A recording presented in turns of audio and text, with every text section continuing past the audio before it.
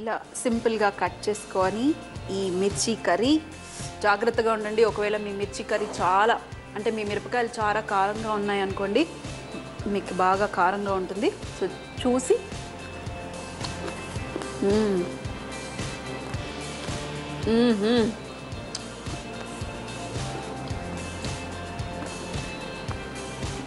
చాలా బాగుందండి.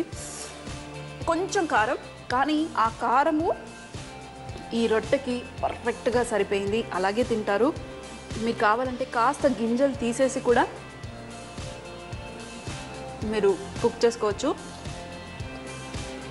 వా, ఇంత సింపుల్ అయిన డిష్. అలాగే మీరు కడాయిలో నుంచి మొత్తం మన మిర్చి కర్రీ తీసేసిన తర్వాత కడాయిని వెంటనే కడగకండి. ఆ కడాయిలో కొంచెం అంత అన్నం వేసేసి మొత్తం ఊడ్చేసేయండి. ఊడ్చేసి ఆ అన్నం తినండి. ఎంత టేస్టీగా ఉంటుందంటే అంత టేస్టీగా ఉంటుంది. నేనైతే అలాగే చేస్తాను. మరి చూసారు కదా ఈ సింపుల్ అయిన రాజస్థానీ డిష్. మన మిర్చి కర్రీతో పాటు కంపల్సరీగా బాజ్రేకి రోటీ ఇలాగే ట్రై చేయండి. మీ అందరూ ఎంజాయ్ చేస్తారు. నేను ఎలా ఎంజాయ్ చేస్తున్నాను. సో మరి మనమైతే రాజస్థాన్ వెళ్ళి తినలేం కాబట్టి మీరే ట్రై చేయండి. మీ ఇంట్లోనే ట్రై చేయండి.